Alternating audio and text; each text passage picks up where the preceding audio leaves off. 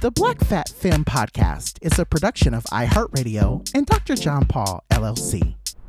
Hey everyone, welcome to another episode of the Black Fat Femme Podcast, where all the intersections of identity are celebrated. I'm one of your hosts, John, also known as Dr. John Paul, and yes, I know that we will be talking about NYC a little bit later in this episode, but I just wanted to go on record and say fuck Patti LuPone, and that's with a capital F.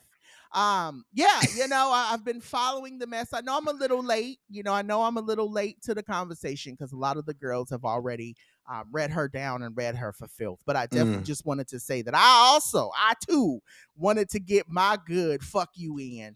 And mainly not necessarily for her career. I think more or less what I want to say fuck you to is I want to say this. She could kick rock with orthopedic shoes, because I have a problem with this idea that there are a lot of white people in the industry who just ultimately feel the need to always chime in on stuff they ain't got no business chiming in on.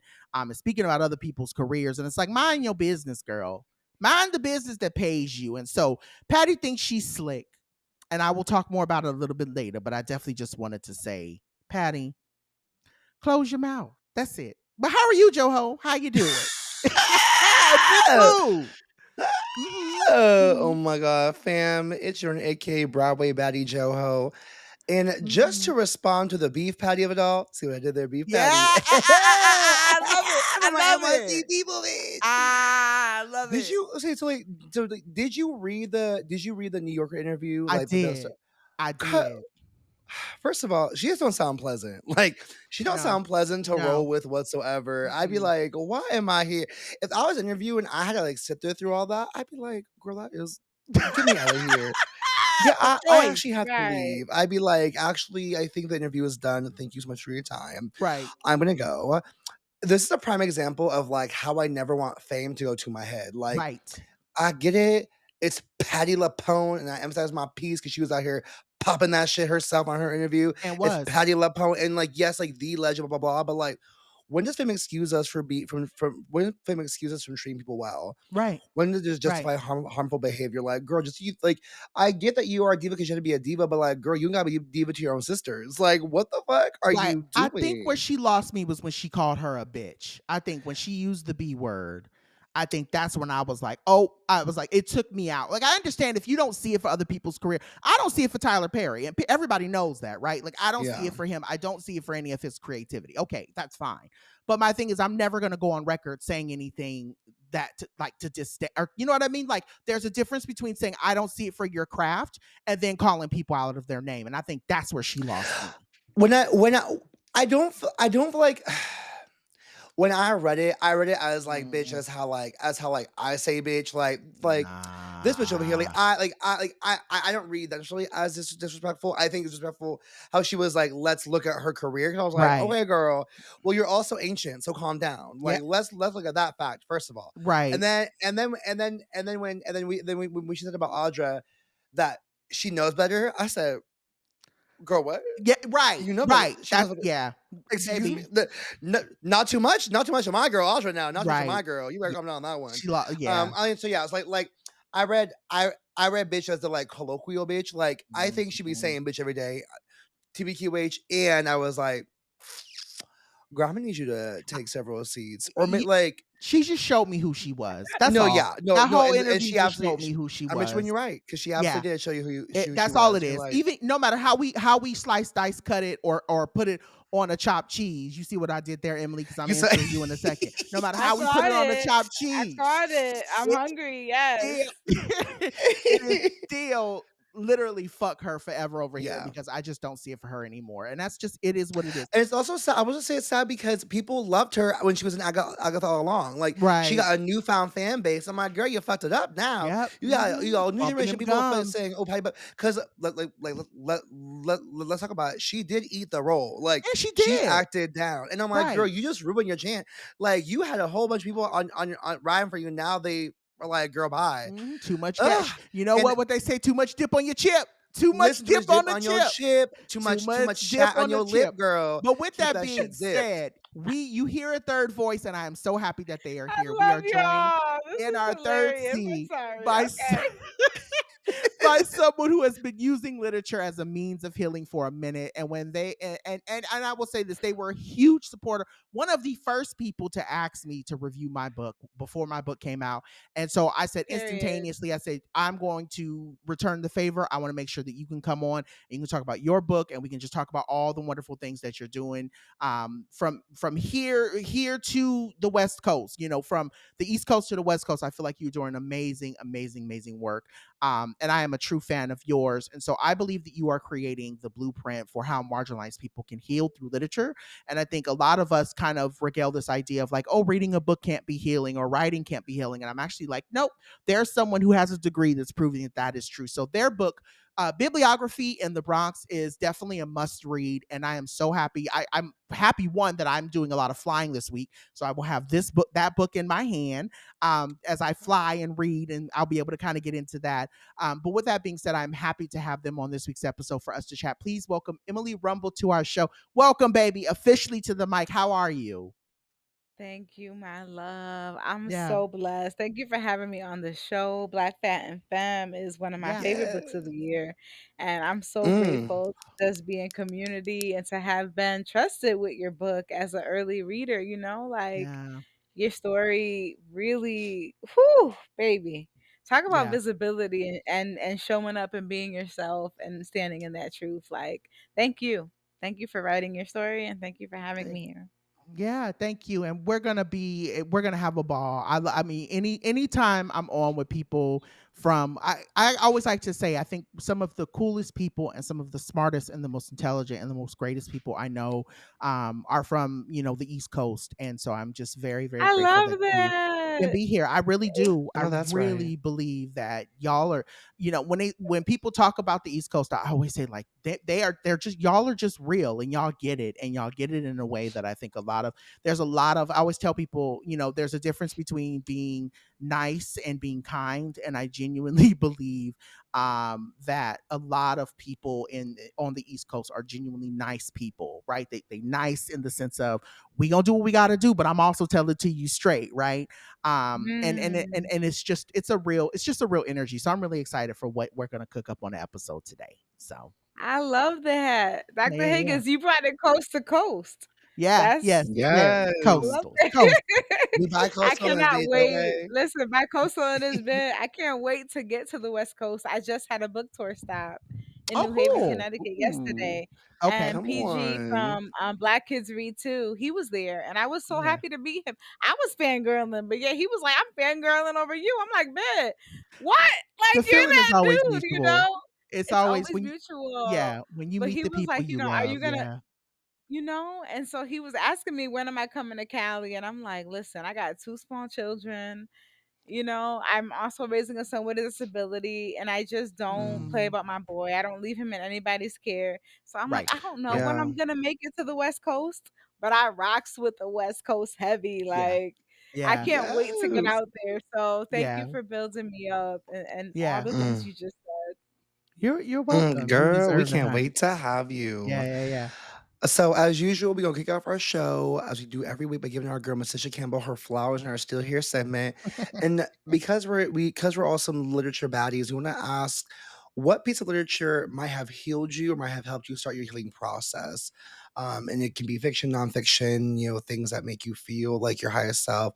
As listeners may or may not know, we are a bunch of avid readers on this show. I myself, I grew up reading a lot of fiction. Now I'm into a lot of nonfiction and autobiographical stuff. Yeah. And I think the last book that really changed me, and I've definitely talked about it a little bit on the show, but All About Love by Bell Hooks, a blessed Woo, memory, is classic. one of the books that definitely has transformed how I view love, the way she explores the dimensions of love. Shifted Mm, how I see it as both a radical action and as a personal experience. It's become a book that I reference often in conversations with others, especially when it comes to love and activism, yeah. and love and families. And so that is a book that I like who I am before Bell Hooks in general.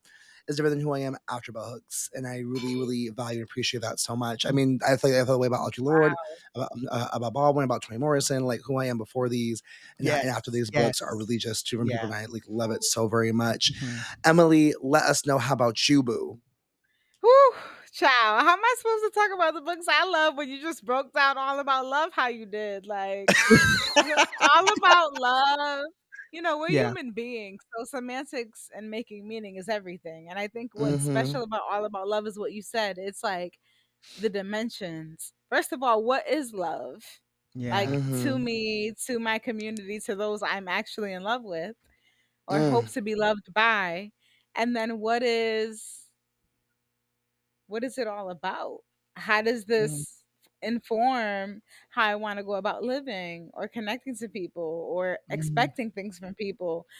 You just broke that shit down, okay? Like, I can't even think right now. I'm already in my bibliotherapy mode. Like, how would I Yeah. use this with a client? Because that's also a go-to Mm. text for a Mm. lot of people who heal through Mm. literature. It's bell hooks, Mhm. all about love, and I think bell Mm. hooks and Black feminist writers in general. But when you ask me about my particular story and like my childhood, girlhood, coming of age journey, it's always gonna be "Why Does the Caged Bird Sing" by Maya Oh, Angelou because whew, oh I my I read God. that Mm. I read that book the most. I Yes. was first introduced to the truth about abuse through a Black Mhm. girl's lens, through Yep. Maya Angelou and her childhood Yep. story. And also like just thinking about being caged and feeling trapped by other people's expectations of you Yep. or who you should be or who you should become and like singing anyway. Like, bitch, if I gotta be me in this fucking cage, You this gonna is hear what I'm me. gonna be. And okay, and I'm gonna look good and I'm gonna sing. And I think I'm that's the gonna beauty sing. about like that to me, that's what queerness is, Yes. right? Like, Mm. Mhm. and so, bitch, it's Yeah. a whole celebration. Mm. Yeah. Yeah. So I remember, so I'm gonna say real quick to that before I get into mine. I remember being like 11 or 12 and my mom reading that book, and I saw the book all around the house, and I would always want to read it, and my mom was like, "No, you're too young to read this." And I remember one day I think this is when my mom, her work shift had shifted, and she was going to work at night, and I took her book while she was at work and I read it. And I read it anyway, even after she told me not to read it. And I remember being Mm. so liberated by that book at a very young, very, very young age. But I definitely, like, as much as I didn't understand all the concepts, I was aware. Like, I knew what she Mm. was talking about and I knew what she was hinting at. And I didn't know what freedom was for me at the age of 12, but like by the time I was like 14 or 15, I was Mm. like, oh, that's what Miss Angelou was getting at. Okay, I got it. As a queer kid, Yes. I was like, oh, she's talking about the freedom to be myself. Got it. So I will always Yes. shout that book out because that book was probably one of the first real like adult books. Like, you they have YA Mm. themed books, you can read and you sometimes you get the hint. I even think in Roald Dahl, like I read a lot of Roald Dahl books and his books were very his books are very much Yes. they weren't queer coded. Mm. They weren't like but I even think like like It's reading Matilda and reading developmental. It's the yeah, reading Okay. Matilda, Matilda. reading the not the I want to say Gilbert Grape, but that's not it. The or James and the Giant Peach. I was like, I knew it had something to do with a fruit. But even reading like James and the Giant Peach, like there was a lot of elements of like I get this. Like I understand why and a lot of his shit was dark, like as much as quiet as Oh it's kept, yes. his shit was really dark, and Yeah. it was a YA book, but it was like it was dark. I will say this though, I think for me now as an adult, and I'll also say this too, I want to give credit where credit is due. As much as I didn't fuck with Anne Rice into her latter years, because it came out very very clearly that she was sort of anti-black, sort of racist, and and again, she grew Mm. up in a time where that was like the norm. So it is what it is. I also want to shout out her too because a lot of her YA stuff helped me understand how to write, right? Mm. What it means to tell a good story. So I don't want to give her too much credit, but I definitely want to say, I can give credit where credit is due. And so Anne Rice was also someone I spent a lot of time with. But really, I'll say the book, as much for me that it really, really helped me, was it oddly enough Leah Remini's book. her book on Scientology. It's silly, but Mm, as somebody who loves Wow. I blogging wasn't on Octavia expecting Butler, that. right. yeah, but Oh, right, but her book on Scientology, like her leaving Scientology and getting up out mm, of there, I was like, it mirrored so much of my own life in trying to get away from the JW org. And I don't She say was their name honest. publicly. mm. She was She so was honest. Okay. Amish. No, honest. Oh, Honest. Honest. I thought you said she was Amish. I was like, wait, what? She was Oh Amish. my. I need to leave. I'm actually logging I'm off this show dead. now. You said Amish. Like, man, what? Screaming. I am screaming. Oh my I really thought you said she was Because Amish. the I way was you like, I don't paused, remember her you mentioning said, she was Like, girl, Amish. the did Okay. you way you read the paused, you book? said, Yeah. Amish. Bitch, what book did you read? They looked at you like, what the I'm fuck? Get off. sorry. Get I was off. like, I We was so actually had moved. decided to we've actually decided to take Emily off the show It's so today. funny. Calling I people really thought you Amish said like she this. was Amish. I'm sorry, but no, she was honest. She was very honest, and I think too, I think it was honest that I think I hadn't seen from a celebrity who has written a book in a very long time. Like I even read, what's the lady we don't like? She's the comedian, Tiffany Haddish. I read Tiffany Mm. Haddish's book, The and Last I Black Unicorn. yeah, the Black Unicorn, and it was cute, but I could still tell that there were elements where she was like censoring herself. And I Mm. feel like Leah's in a way was very honest. So yes, I very much vibe with all of that. But anyway, yeah, I think books are so freeing, and I love that we have somebody who like really gets it, that's on the show in a way that we haven't talked about ever really on the show. So Mm. yeah, that's that on that. Well, now that we have to go renew our library cards and update our Libby accounts and return our late books, because your girl be definitely having that what's the word? Like I'd be having that thing where I'm definitely like a year late on my book, and at this point I might as well just steal it. But we're gonna take a quick break. When we get back, we're gonna talk more about books as a form of healing. More in just a sec.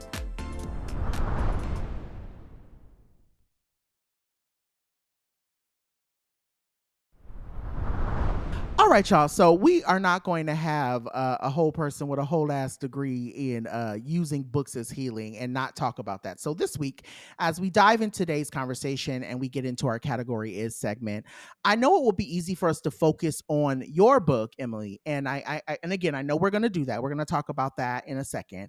But first, I wanted you to talk to us about like what made you really like for your kind of like your first book, what made you want to center this concept in your first book? And also, I would love, I know you've done, so again, I've also done my research because I'm a journalist. I know that you have done like, I don't know, but workbooks. I think workbooks in the past. So I also don't want to discredit that, but I think it's something. This is very specific, and I think in terms of American literacy, I think it's so necessary right now. And so I would love to get into a convo, in terms of wherever it goes, but really to focus on this idea, considering what we're all up against at this point. What did you have to consider while writing this book? And also, how has life been since your book has come out? Thank you. Those are really great questions because launching a book is no joke, and I know you know. It ain't. Mm-hmm. Um, It ain't. why did I decide to write the book? I think it's also just the accessibility of mental health care and education in our communities. Mhm, Um, mhm, I Mm-hmm. know for me, my career also had to pivot because being a black woman, being a mother, I have a child with a disability. My son needs me to be available to him in the event of an emergency 24/7 around the clock. And so I mhm, decided to leave my career as a school social worker to focus on developing a private practice. That's where I started Mm-hmm. Literacy. I developed the online presence and I got into a program with Rojas Publishing. They were doing a book sort of writers, I guess you can call it a course for writing mhm, your manuscript. And the president of Rojas was like, we have a scholarship for Black women. I applied to that. I got in.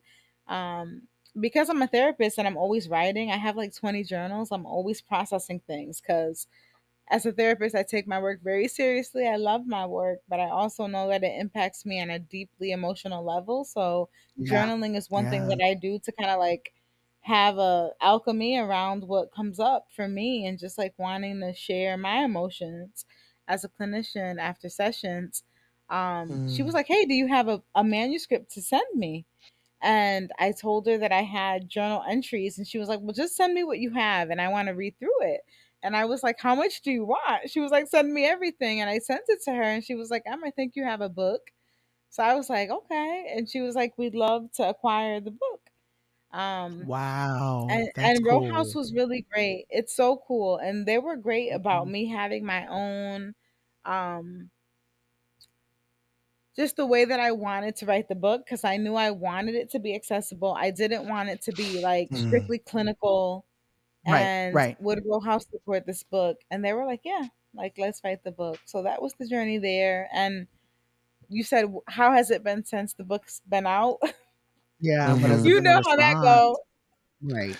The response has been amazing, but you realize, like, I think once a writer writes the book, you think, oh, my publisher is just gonna push it. But then you realize when you get to pub day, I have to push it. So that's been Mhm. the legwork for me now, is like being a mom, being a therapist, having a practice, balancing the book launch. It's like I have to balance showing up every day to tell people about the book and to be like, Yeah. yo, did you read my book? Did you buy my book?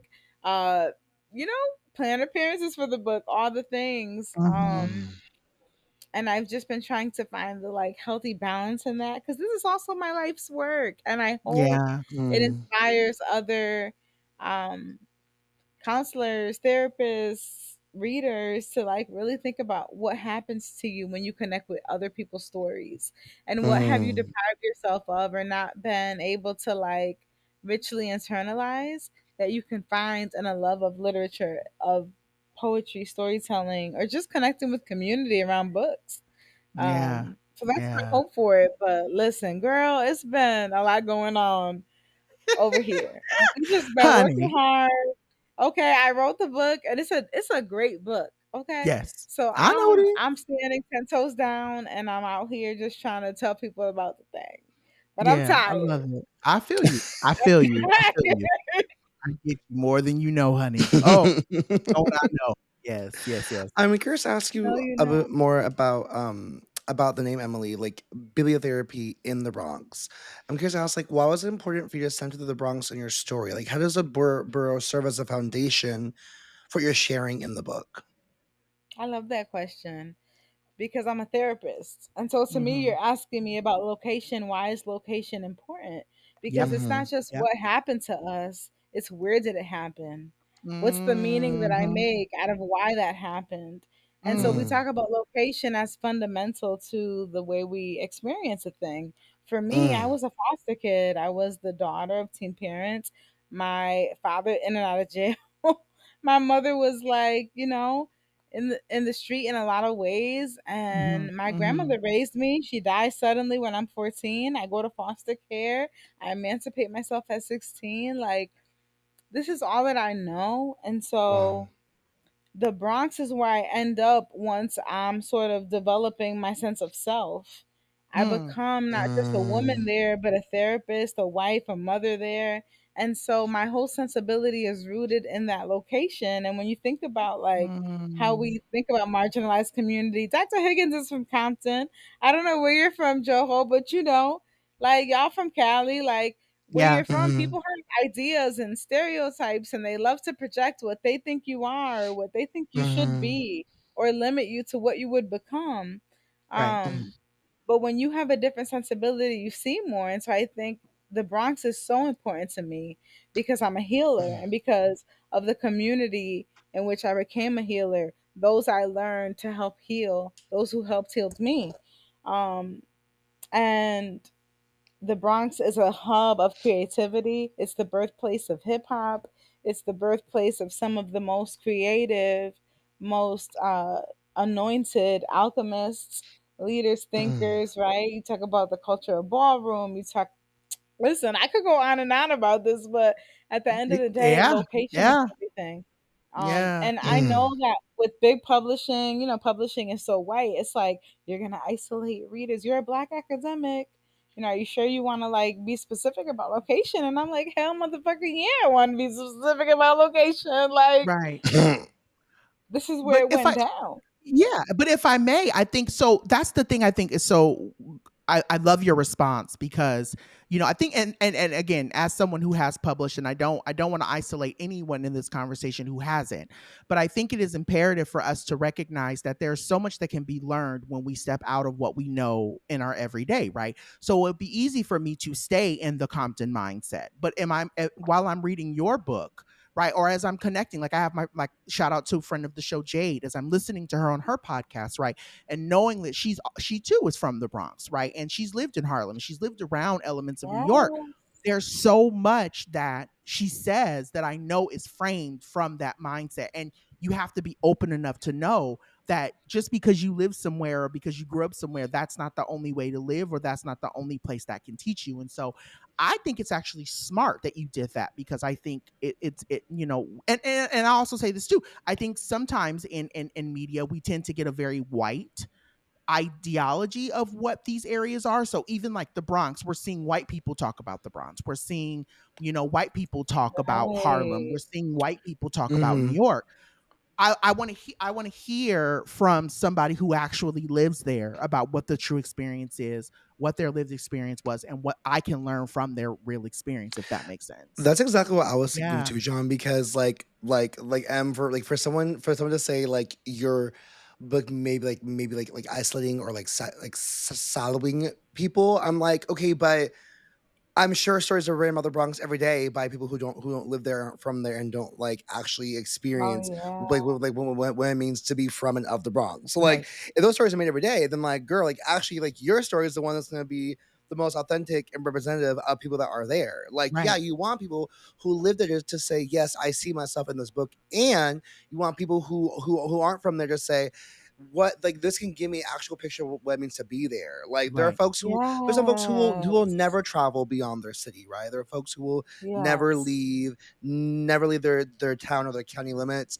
whether it's for fear, just leaving or going to a new place. But like, so like books are like new books, and your book is like a great way to introduce somebody to a whole new place, Yep. a Mhm. whole new world, like all the Yes. yeah. Yes. Okay, Yes. Yes. period. I love Mhm. that because Dr. Yes. Rudine Sims Bishop, godmother of multicultural children's literature, she said that books are mirrors, sliding glass doors and windows, and that's why she said Yes. it.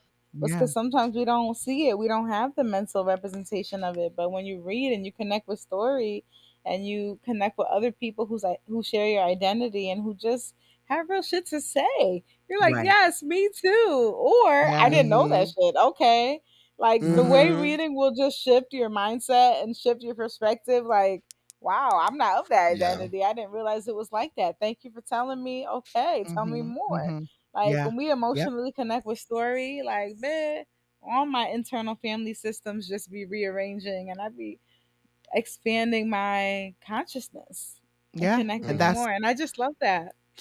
That's the power of writing. I'm really interested because I think, it can be real. I'll say this. It can be hard to write. And I think it can be really hard to also share. I think that's what I've been explaining to people, on my tour, right? People have been asking me that question of like why the book and what did you go through to get the book? And I'm like, yes, and I'm like, but I always like to tell people there's so many layers to literature because specifically there's the layer of how do I make this make sense, but then Mhm. also the layer of Right. how do I speak my truth in a way that makes sense to other people. Mhm. um and that I think that's the thing that oftentimes makes literature as a whole. And then there's also the part for you, right, where you're writing from a healing perspective of how do I make this make sense to people who may have never gone through this traumatic thing and get them to understand the importance of what that means to me and what it means for other people. So there's all these other pieces that I think are important. But I would love to ask, Mm. about kind of the healing process for marginalized people. And I would love to know, as someone who enjoys reading and, of course, writing, I like to write. Someone who has maybe never considered it, right? They've never considered literature as a healing mechanism. What might be something that they could take away from this conversation? Well, first of all, I didn't know that you love writing and you have work out. I want to read it and support it. So please do let me Mm, know how I can do that. And in terms of how reading helps us heal, I think a lot of us are social, not a lot of us, girl, let's be honest, okay? Our society makes us feel like if you can't perform to par, there's something wrong with you.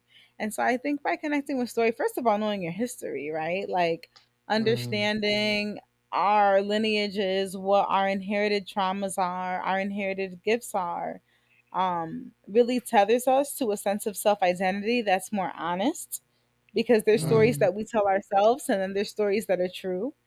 Yeah. And I Oh. think it's important to know, like, first of Bars. all, you know what I'm Woo. saying? Like my Mm-hmm. parents parented me from the place in which they could parent. What tools did they have? What were they lacking? How did that inform what I get or didn't get? So that you don't tell a story about yourself that's just not true. Right. Um Mm, Right.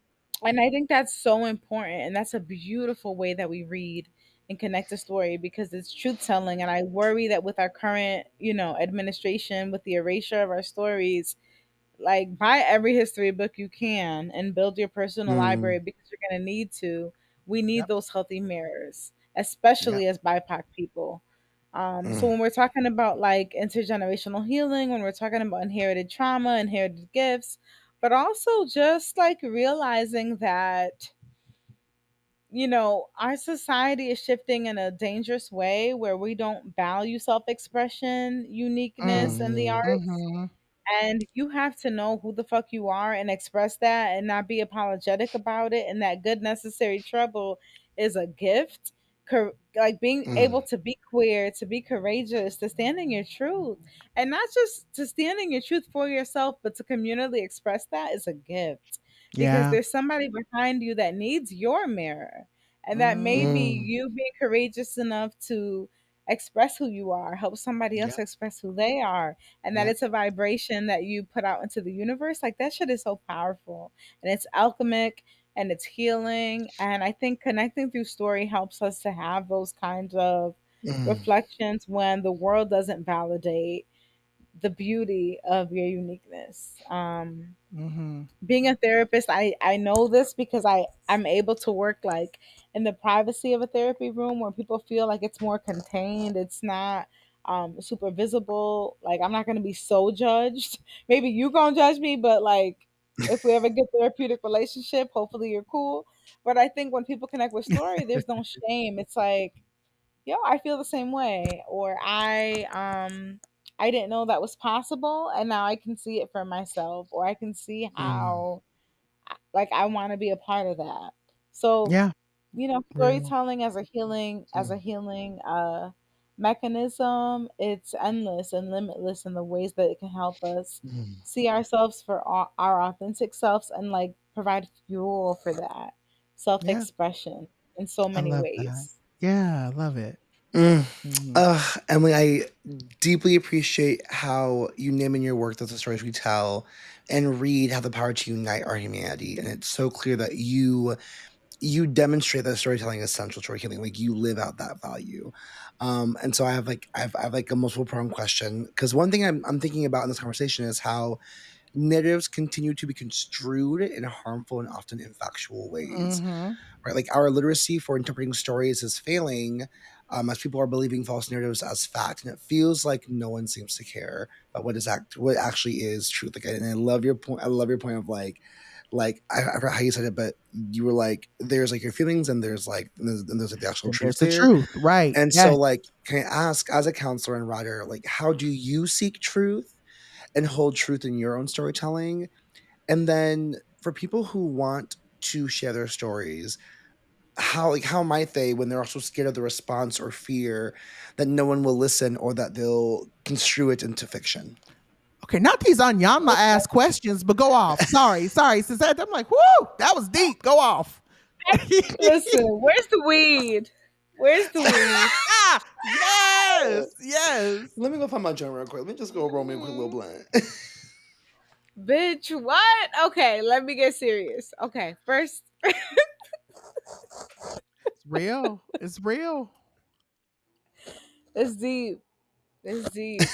Can we Mhm. can we break it down into two Yeah, yeah. questions? I got you. I got you. I got you. Okay. So just for you, right? The first one is like, as a counselor writer, how do you see Whew. truth for yourself, and how do you hold truth in your own storytelling? How do I seek truth for myself? I've learned and I'm still learning, and it's so hard. I don't think I'm mastering this at all, but my shadow self is such an integral, important part of who I am that Mm. I've learned to not Mm. think about like categorizing my emotions or my expressions of those emotions as good or bad, either or, you know. Just being curious about my states, like what comes up for me, why, where am I triggered, who's triggering it, you know, what are my Mm. real authentic fears, Mm. insecurities, places where I feel like I just lack control. um I used to run from that awareness, and now as Mm. I turned 40 in September. I don't know how old y'all are, but your girl's going I'll be through 40 it. next month. Yes, I You know feel what you. I'm I'm right saying? there with you. Happy early birthday. Yeah, I'm A right girl there with going you. through perimenopause here. Like, I'm going through it. So I'm like, damn, like I've been through a lot of shit. And like, what do I really feel and need and want as a black woman too? It's just like, wow, being a caregiver is so much of my identity. Who am I outside of those roles? Like, Yeah. what do I want for the next? I'm like, okay, Mm. I'm a black woman. I'm probably gonna die by 60. Let's be honest.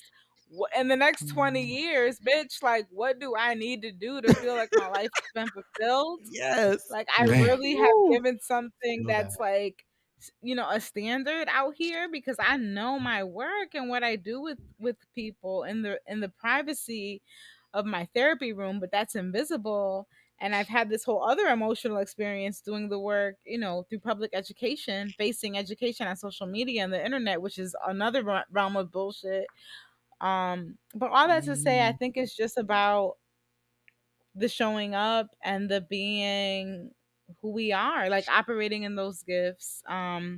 It has taught me a lot. Yeah. And what was the second question? Great response to the first one. Thank you. The Yes. second one is like it's this is more advice for folks who want to share their stories but are scared of the response or the fear that no one will pay attention and listen to them, and or that people will spin their truth as fiction. Yes. Ooh, people Mm. spinning your truth as fiction. Let's talk about it. I think the first part of the question is really important because you need to know what your story is. There's always going to be multiple versions of a story, right? Like that's Yeah. why human relationships are so difficult and convoluted and multi-layered, because you have a version of events and I have a version of events, and we're in relationships to one another, but we may disagree on how things went down. Mm. So I think Mm. just like Mm. knowing you're really being able to get clear with yourself. And sometimes that state takes a level of stillness and reflection that society won't offer you. So how are you creating Right. like a ceremonial, ritualistic way to slow down, pause, Mm-hmm. reflect, turn inward, and ask yourself, what's my version of events? Once you get clear with that, then you can really be like confident in your sense of self and hear what someone else has to say about their version of events. And even if you disagree, it's like, I respect that that's your version of events, because like relationships, again, you have to be able to understand that somebody else may have experienced something differently. Right. um Right. Mm. but I think that's a skill that has to be like learned and cultivated. Mm-hmm. Mm. Mm-hmm. That's That's real. the main piece of That's real. advice I have. No. Mm. I was going to also say too, to add on to that, not to take away from your response, because I think it was fan fucking tastic. But I was going to say, I think there's also a part of me that, I would say this, I want to pass this along to anyone who is in the mind that they want to share their story, or they want to write their story, or that they're in a place of like, I want to tell the world my story. One of the things I got caught up on and I had to work through with my therapist around this was being afraid that the person that did the harm or that caused me harm was going to read the story, and being Ooh. feeling like I had to kind of like remove my like feeling like I had to kind of like not necessarily redact the story, but make the story pretty. And my therapist came back to me and said, well, and I talk about this in the book. I said, my therapist told me up front, she was like, well, if they're so if you're worried about what other people are going to think about what you wrote about them, they should have treated you better. however that That part. landed, right? Like, Well, right, like you can't yeah, you may tell a story that may not always be 100% right in the minds of everyone else, but there are stories, but the reality is that my uncles were homophobic towards me. They were transphobic towards me. They were mhm. queerphobic towards me, and it Mm, caused me harm. And so now in my book, I'm talking mhm. about that. And so if, yes, I can offer them grace and say, yeah, they didn't know better and it was a different time and all that, but the reality was they still treated me like shit. And I think we Period. was that your kitty? Was that girl? Was that me? I Yes. Was don't that know. what the Let it fuck, out. Let it out. bitch? What the Let it out. fuck? Let it out. I Hold don't up. know. I don't know if Listen, you remember listen. that. Is everybody okay? Is Yeah. Girl, I everybody have no. I thought okay? that was from y'all. Oh my No. god. No, I was I'll looking be around right like, back. I'm oh, so sorry. Hold up. what happened? Was it the kitties? Girl, I think I got me a ghost, bitch, because Fernanda on the fucking cat thing just chilling. That was why I literally heard it and I was like, oh, something fell. But Yeah. I didn't think it was from No, me. baby, it was you. It was Oh you. It my wasn't me. god. 'Cause I'm sitting at my desk. Girl, I got no idea what the fuck that was. Okay. And like all good black folks, I mind my business. And That part. Oh That my I part. don't do god. Don't be meddling and nothing that ain't got nothing to what that do with ghost is you. doing got I know nothing to do that's with right. me. Well, Okay. now, with that being said, and after Chris can cut all of that out, butterfly in the sky. I can go twice as high. Take a look. It's in a book. A reading rainbow. All right. So now we have to take a break under the reading rainbow. And when we get back, we are going to talk more with our amazing guests. Back in a second.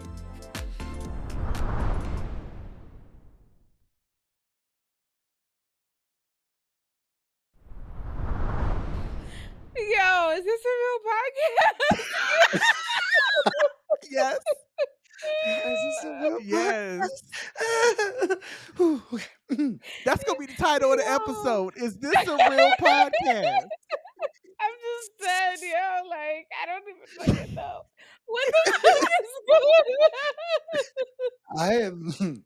I really wish I knew what happened. Like I'm sitting here because it's not like it was close by, and I'm also like I'm in the middle of the kitchen, so I see everything, and I'm like, there's nothing that happened by me. Like I in my I was like did like a picture fall, but like no, I have no idea. But You go ahead. probably just hit your mic and it probably was just really loud and it probably made it.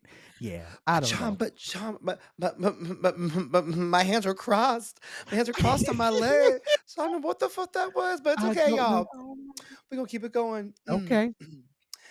And we are back, fam. And while I don't want to put you to work, Emily, I would love to get into our segment of how you healing and put you to work a little bit. While you know that journaling is a big part of the process, I'd love to know how writing slash literature helps you rethink your boundaries. I have some thoughts for myself as well too, but I want to hear more from you first, Emily. Then I'll go, and then I'll pass to John.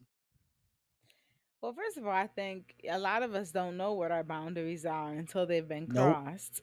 You know, somebody step across a boundary, you're like, hold up, who the fuck you think you? And then you realize, like, oh, that was a Who the fuck? boundary. Like, Uh-huh. you know what I'm Uh-huh. Mm, saying? Uh-huh. Yep. Um, Yep. so I think that's the first thing. And so mm, knowing what your boundaries are and then letting those be expressed. Like, bitch, that's a boundary. Don't this is the gate. You can't do that to me. You Yeah. can't say Real. mm, that to me. mhm, To be addressed that way, whatever it is, setting the boundary, but then reinforcing the boundary and learning a lot about who people are in your life based on how they do or do not respect your boundaries. Because I do want to say that I think part of what's hard about relationships today is that people are super fragile and our egos mm. are constantly Mm, exalted by a false sense of like self-importance. Like, bitch, you still have to yeah. be a good human being. I don't give a Right. fuck if you Right. look good, your ass is fat, you got a BBL, you're white, you got abs. You still got to be a good human being. You're still accountable Right. to like a sense of Mm, character. And so I think there's a way in which, boundaries have to be set, they have to be expressed, be enforced, and then we have to be honest, emotionally honest about this person is mm, saying they're my friend, but they are or are not, respecting my boundaries. And especially with Mm, lovers, because a lot of our attachment wounds and our early childhood stuff comes up strictly in romantic relationships. So Yep. always be mindful of not letting yourself be taken advantage of, because like they good in bed. Okay, let's be honest, because we all know we get caught up. And I think we need to be really like Stigmatized. clear with stuff. You know what I'm saying? Just like Yes. completely like who am I, what's going on? Like I'm addicted. And so I think boundaries are so crucial to healthy relationships. But when we think relationship, we think an other. I'm talking about ourself, like Yeah. relationship with self, and then how does that manifest in my inability, or struggle to cultivate a healthy version of relationship with another. Yeah. Ooh, I Mm. real. You ain't said nothing but a word, girl. Literally that. Woo. Do Literally y'all that. watch couples Woo. therapy on Showtime, by the way? Because y'all Everybody need is to watch talking that about that show. show, and I This the have yet show? to watch it. Top I tier, have not. top Come on. tier. True to psychoanalysis. Couples Listen, therapy. watch couples therapy on Showtime. Okay, watch Question it. for you before you go, Joe. Question for you: is it a reality show or is it a scripted show? It's reality. She's an Oh man, so actual these New are York real ass Document people. board documentary. certified psychoanalyst, working Mm. with couples in New York City. It's phenomenal. It's probably the Everyone most says it's real really show good. I've seen on therapy. Yeah, because Mm. you have like therapy on these TV shows, but this is real Right. therapy. Like true to how we're Yeesh. trained, true to the ethic, true to the source. Okay. Orna is I that think. girl. Okay. Oh, interesting. Oh, this I'm is in so it. interesting. Okay, I'm locked definitely There's give in. this a straight watch because I couples, love me. there's queer couples. She got polyamorous couples. I just love the show. It's diverse Mm. representation. Like Yes. Orna is Okay. that girl. Yeah. Okay. Okay, work. Thank you. This is so interesting. I'm in Wow. it. Okay. I feel like because like I just love so much like you naming like we all have to be like we all have to be like accountable to ourselves to being being good people still because I Yep. think like what's I think so much about like when people use therapy right like therapy talk as like their ways of saying like oh like there's a difference because some of my thoughts boundaries are great and we have to uphold them ourselves and we actually can't like we can communicate our boundaries but like we can't be upset with people from jump when they cross the boundary because they don't know about like they Mhm. won't know what the Mhm. boundary is until you Mhm. tell them and Mm, once you tell them like then they have information to act on it but you also have to like be responsible for your own boundary too and like and I think people reinforce it. like Ooh, the people like they are responsible or accountable for it. And I love that you said like we are fragile people and like Yep. we all don't want to be hurt, but like safety unfortunately isn't a right, it's a privilege. And I wish it was a right for us. Like I wish safety mm, was a right, but it's a privilege that we don't always get. And we have to find out the best ways to maintain safety for ourselves and ask others Mhm. in community with us like how they can keep us safe. And understand that sometimes the safety will be broken mm, and you can repair as well too. Like I think so many of us like distance ourselves from connection Mm. for the sake like for the sake of self-protection or to your point like for the sake of self-importance with like without like understanding that like we as a people are actually made to be interdependent and we Yeah. can't do mm. that if we like set this block up real quick and say nah girl like thou shall not pass Thou shall not pass. Mhm. like it's also I it's feel tricky like as I'm well in a too. fairy tale. I love this so much. You're such a great oral storyteller. I'm like envisioning this as you're talking. You're like Joho can literally giving us Joho's so visual good with their storytelling words. about boundaries. Thank Yep. Yes. you.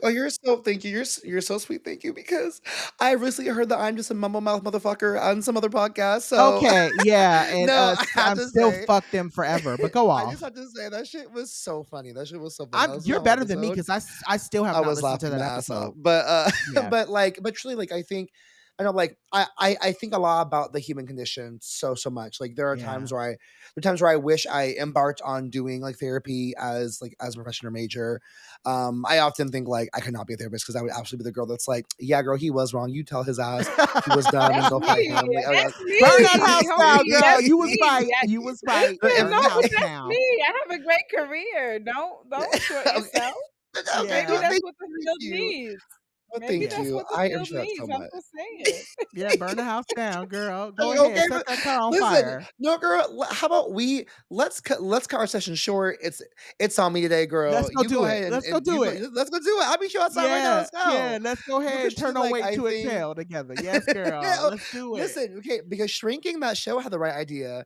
I was like, no, shrinking actually the right idea. Like Yeah. my therapist should be in the trenches with me, helping my shit Yes, together. yes, yes, Definitely. yes, yes, yes. And stuff. And so Right. yeah, I just I really do love like everything you should, because I think like everything we do is like we're all fighting to be loved, we're fighting Yeah, to be seen, we're fighting to be heard and held. Ooh, yeah. but um isn't it exhausting? Why we gotta keep fighting to be? And that's mhm. that's the thing my Well, therapist always reminded me about. She was like, "You shouldn't have to fight for it." But I hear you because we want it. We want it well, and we need it as people.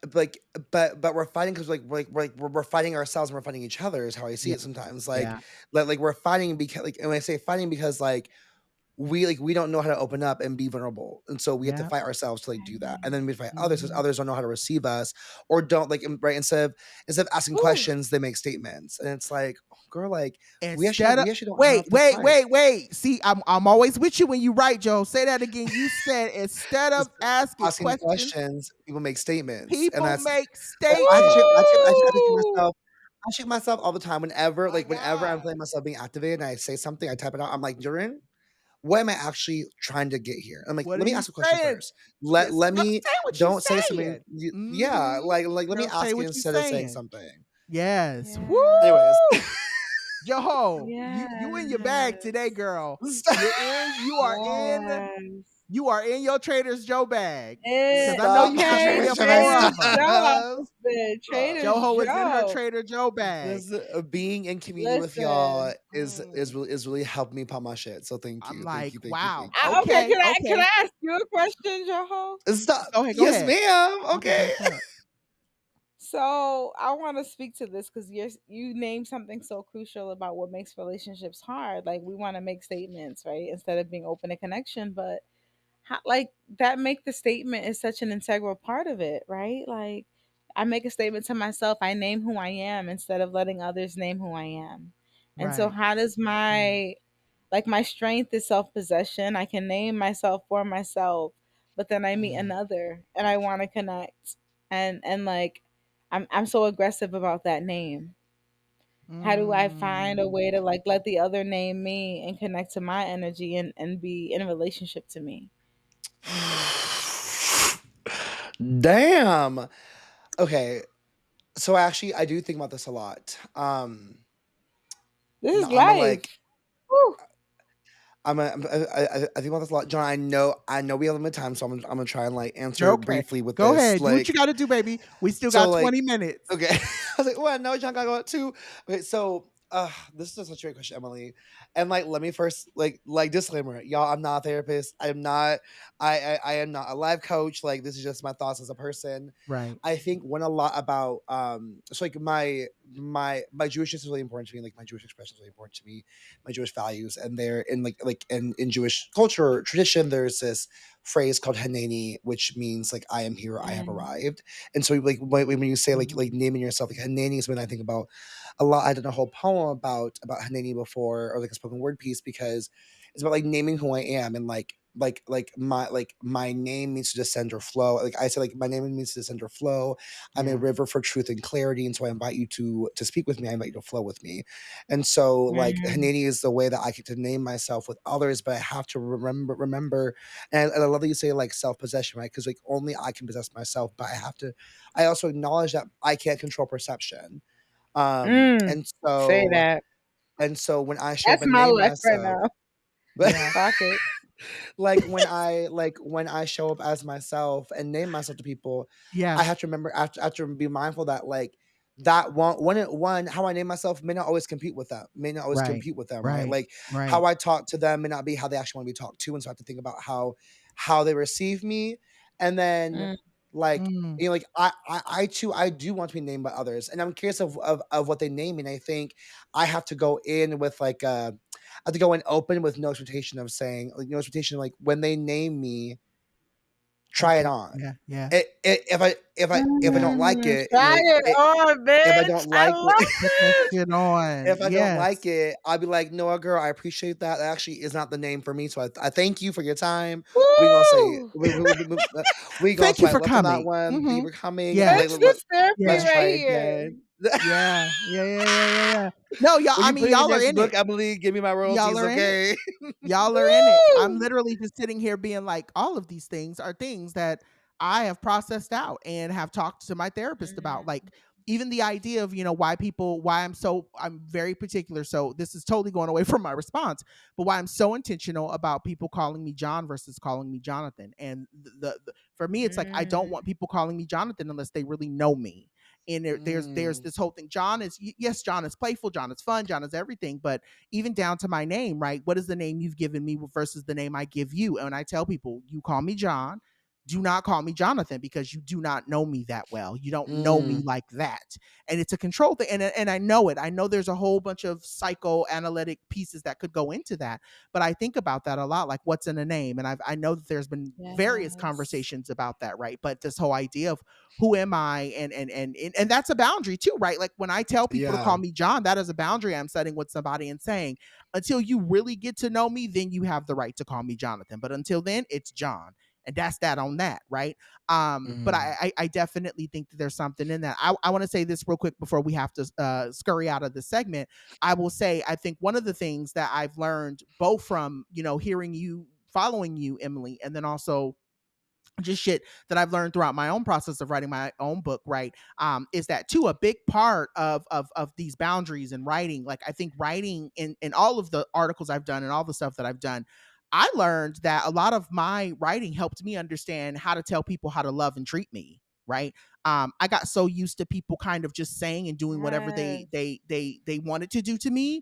Then as I started writing and I started realizing, like, oh bitch, like I actually can be that girl and I have the right to tell people how they should show up for me or not show up for me. Like that, like writing helped me get there. And so I think that was a boundary I never had before, my book came out. Now BFF is like a blueprint to telling somebody, like, you have the right to tell people how to treat you, and if they don't Yeah. treat you the right way, mhm, then you have the right to cut them off or you have the right to cuss them out.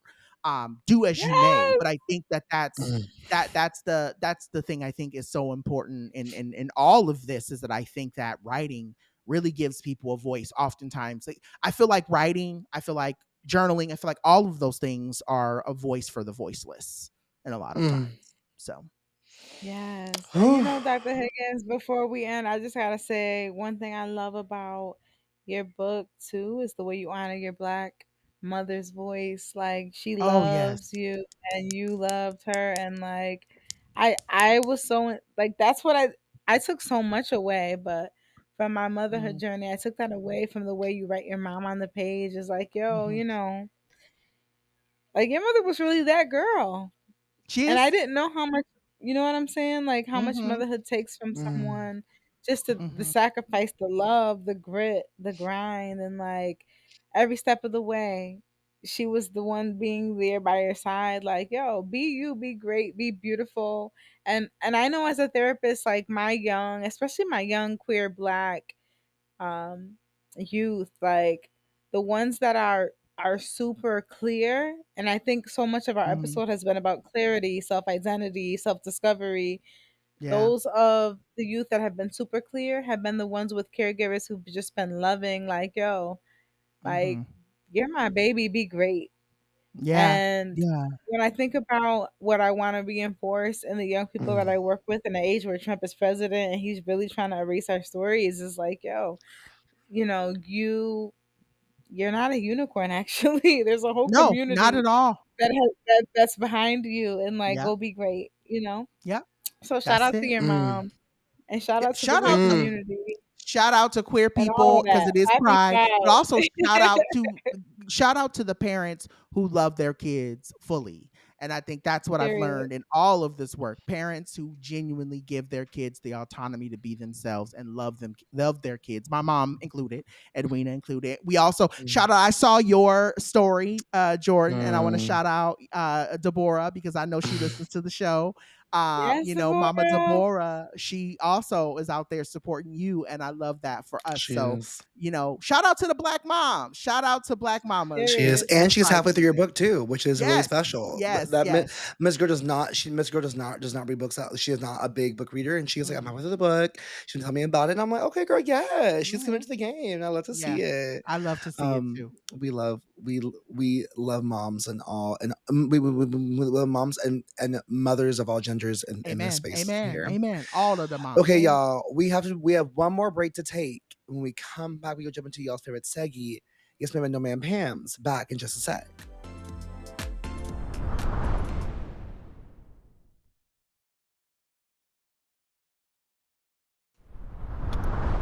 All right, y'all. So this week we are jumping into our Yes Ma'am and our No Man segment. This is where we either give people flowers or, like we say, we throw them at them. This week, mine is going to be very short, sweet, to the point. This year, that's how it feels. It feels like we've literally been living a year in a month. Word.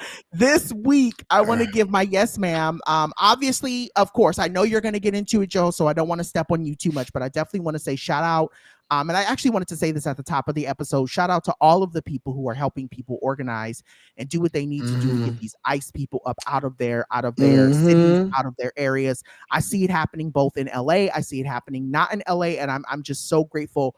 I'm starting, like I said, I've been feeling it for the last couple of weeks, and I definitely want to say, like, I'm starting to see this collective, like, we got to have each other's back right now, and I'm seeing it happen in so many different factions, and I'm so happy to see it. So I hate that we're here, and I hate that we're having to do what we're having to do, but I also wanted to shout out all of the people that are actively working to make sure that people get the protection that they need and stay protected the way that they deserve. So I wanted to say that. The other thing I wanted to say, to just kind of out there, Brothers of the Desert, they actually hosted me this past week out in Palm Springs. I have never seen Black elders be so kind and so loving and so Wow. welcoming to me. And it was just a beautiful thing to experience. And so I wanted to take my platform to say, Brothers of the Desert, thank you for including me. Thank you for helping me feel seen. Thank you for helping me feel valued for the work that I'm doing. And I'm so grateful that you are doing what you do and that I get to witness that from both my, online experience and then also in person. The other thing I wanted to say in terms of No Man Pam. So this week, I definitely wanted to say again, I said we were going to talk more about it, and we're actually running out of time. So I'm just going to say this. Snide white women who try to act surprised when they get clocked for their oppressive ways. I've seen it happen in several iterations, and it's not just Patti LuPone who I want to pin here. There are a lot of white women in the media who do this thing where they say and do things, and then they go, oh my God, that's not what I mean. Nah, bitch, I know what you meant. I know what you meant to say. And you're trying to act like you're not, oh, I didn't know. Nope. Let's clock it. Let's call a spade a spade. I know what you're saying. I know how you're saying it. And I definitely appreciate when people clock them. The other thing I also wanted to say, shrinkflation, because I opened up a bag of chips this week. Why was most of the bag air? You meant in food. I was like, shrink as in like therapistflation? Shrinkflation. You meant No. the bags. Shrinkflation, Chips. meaning I'm catching it. These stores think they slick. You gonna charge me $7 for a bag of chips? But there's only 5 chips in the fucking bag. Doritos, Lay's. I'm looking at all of y'all niggas. Why is so fucking air in the bag? $7. I had to say it. I just had to say it. Emily, we believe in duality in this show, okay? We act fools and we act fools and we drop gems, okay? Like, yes, we are very educated around these people pieces, in this, okay? But I also like to call a spade, nigga. I know what you're doing. Fucking Pringles. Yeah. Why are those Pringles $4 and there's only 5 Pringles in the fucking can? What is that? Huh? Okay. Joho, what are your Emily? What are your guess, man? Please don't go to me, please. I can't. My stomach hurts. Wait, I'm like, Okay, do you want to go Joho, and next? then we'll come back Okay, to you, okay, I Emily. got okay. Okay, so mine's more serious for me. Emily will be able to catch a breath from this. So my yes ma'am is going to be to Los Angeles as resistance to ICE and the deployment of National Guard. Yes. Because we're recording this a week before it drops, I'm curious of how this week will play out. But Right, right. the deployment of the National Guard is a gross power move by the administration, and it's Yep. amazing and powerful to see resistance on the streets by the people of LA. Like, and I pray people remain safe and care for each other, but I like love how people are showing up. Yes. It is amazing. Like this is right. This is what community and interdependence looks like in practice, and so it's beautiful to see that. Two things my no man Pam, like two things. First I of all, get you. it's forever fuck ICE and the system of policing. Like, Right. it's fuck all that all the time, 24/7. But do you want to name as well? This is like a hot take, maybe, but like people talking about how violence gets things done, and that violence is an articulation of liberation work. And like, if that's someone's MO, like work girl, like Go off. that's all Yeah. you. But like, I want to stress that I can't express my vision of liberation to inherently include violence. Like, to Right, incite violence is exactly what maintains the systems to be against us. We cannot and will not we cannot will not dismantle house with master's tools, and violence is that tool. Right. Now, I'm offering in self defense, okay, and defending against violence. Even in physical Self-defense is ways. important, baby. That's There's boundary a work. But okay, I hear okay, you. That's I it. hear that's you, boundary though. That's work. it. I hear There's a you. thin Like, don't turn line. too far up. But like, if you I'm gotta right. turn up, Like, turn there's up. a But don't turn up. there is a thin line. Like, don't go out and cause chaos. But if you but fuck around and find out, we try to bring However, chaos to my door. right. Okay, like, and I roll with it. I fought with that heavy. Okay, Yeah.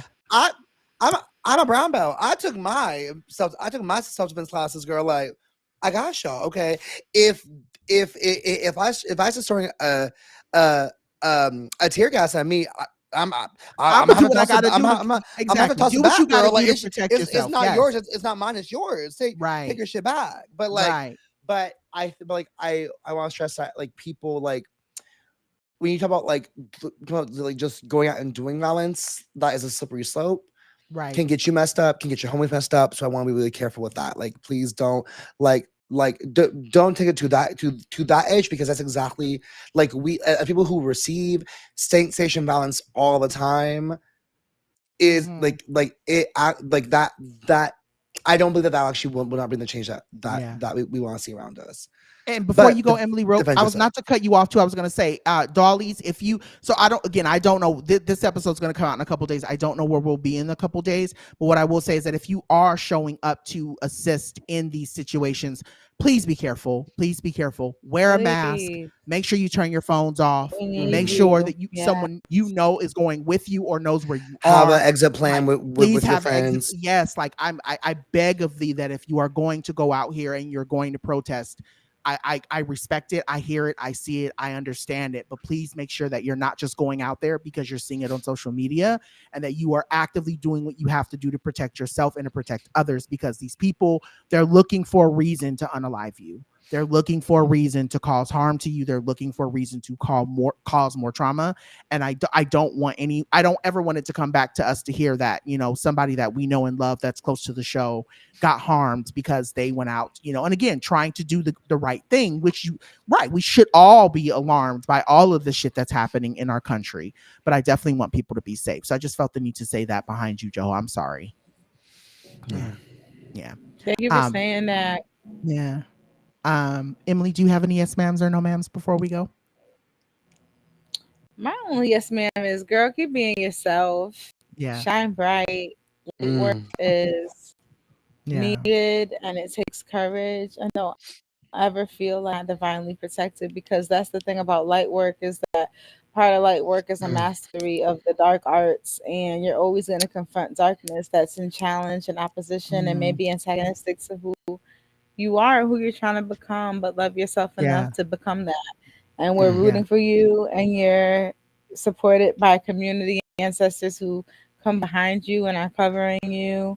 And that's my yes, ma'am. And my no, ma'am is like, bet anybody who don't fuck with you, okay, I don't like Cool. I don't like you neither. Yeah, Because we just won't yeah, be here Period. doing what we do. That's yeah, my Period. only yeah. motivation. And also buy my Amen. book, The Real Yes, Therapy. but yes, Period. yes, yes. And I will be Okay. putting the link in. I will be putting the link in our show notes for our friends to buy the book. And like I've said on this show before, and I will keep saying, when folks write articles, when folks write books, especially Black and queer folks or Black folk, whoever is marginalized, when they do something in this sphere, we've got to support them because the industry is looking for any type of way to say that our stuff is not, our stories are not important or that no one's looking for our stories. So please go out and buy Emely's book. I definitely think, actually, what I might end up doing? I think I'm gonna buy. So how about that? How about we do this? The first person that emails us when they listen to this show, I will send you a copy of Emely's book.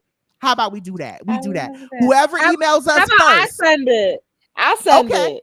I Okay, whoever. word. But we'll get you. We'll get you. Whoever Someone will send the emails the book. show first, we'll send you a copy of the book so that way we have it. Word. That way Okay, we can yes. so that way we can support the dolls Come on, and make sure sensibilization. that the girls get what they deserve. All right, y'all. So with that being said, we got to wrap up this episode. Please send us your thoughts, feedback, and email to blackfatfempod@gmail.com. We love getting your notes. Shout out to the folks who have sent us some really kind notes and have said that our last few episodes, yes, they was heavy, but at the same time, they were very healing. And so I'm happy to hear that they're folks are listening and folks are getting what they need from the show. That's what we intended when we set out to start this show 3 years ago. And we are just so happy and thankful that everybody is, basically we're all healing together. We're all doing the work together. We all got to support and love one another in this time. So with that being said, if you want to interact with us, if you don't want to interact with us in the emails and you'd like to send us a message, go ahead and shoot us a message over at Instagram or on Blue Sky or even on Threads at Black Fat Femme Pod. Know that it is spelled BLK and not Black because ultimately Instagram was playing in our face. Emely, where can the dolls find you if you want to be found, or where would you like to be found? At LITERAPY_NYC at Instagram, TikTok, at Threads, and at literacynyc.podia.com. I know And that's I look right. forward to tapping in with y'all. Thank you for listening. And Stay there's black, some baby. great. Stay queer. Yeah, stay black and stay queer doing both Pride Month and all. What I will say is for those, I also put the link to your site as well. There's some really good resources over at your site as well. So I'll put your website up there for folks. But yes, please follow them. Very healing. I have been so happy to be connected to you. And I'm glad that the universe made sure that our timelines cross. So I'm just really excited. Joho, where would you like to be found this week? Of course, my loves, you can find me as you do every week at Joho Downs across all the socials. My website, joindowns.com. If not, that you can find me. You can find me flinging some tear gas back to I know that's right. those who throw it at me, girl. Okay, you got the wrong one today, bitch. Today, tomorrow, and next week. Okay, and yesterday, and last year, and next year, and the whole lifetime, Amen. girl. What Cardi B say? Forever. But You got the forever, wrong one. forever. Forever. You got the Period. wrong one. Period. Forever. I know that's right. As for me and mine, you can always head over down to the www.DoctorJonPaul.com to find out more information. Specifically, I have about 8 more stops on this book tour. So if you want to catch me somewhere, feel free to do so. But I'm telling y'all right now, I already got people be like, oh, when are you going to do? I'm not adding no more dates after July 8th. July 8th is the last date. I'm not going nowhere. If you want to see me, it will be virtual. Okay. I'm not doing nothing else. So with that being said, if you want to catch me while you can. You can also find me down on socials at Dr. John Paul everywhere. And yeah, if there's anybody listening here who want to help me sell the rights to this damn book now that the book is out and it's, we've so close to 3K. Yes, you see it. Yes, if you're watching, 2 bad books next to each other. One no big BBL, all natural. Yes, all natural. Oh, no BBLs, bitch. No BBLs. I love to see it. With that being said, we want to thank our producer, Bay Wang, for handling all the logistics related to Black Fat Femme and everybody at iHeartMedia who continues to keep this show up and running. We love y'all. We thank you for your support. We want to also shout out our wonderful editor, Chris Rogers, because without him, we would have no audio and we would have no visuals for the show. I mean, y'all wouldn't be able to see our lovely faces down to the tubes of you. Okay. It's Chris. Thank you, Chris. We love you. With that being said, stay black, fat, femme, and fabulous. And remember what, Joho? We may not be a cup of tea, girl, but as I said before in Espanol, baby, that's más agua, because you need it anyways, bitch. I know that's right. We love you for real. Yeah. Bye. Yeah, yeah, yeah, yeah. Love y'all for real. Bye.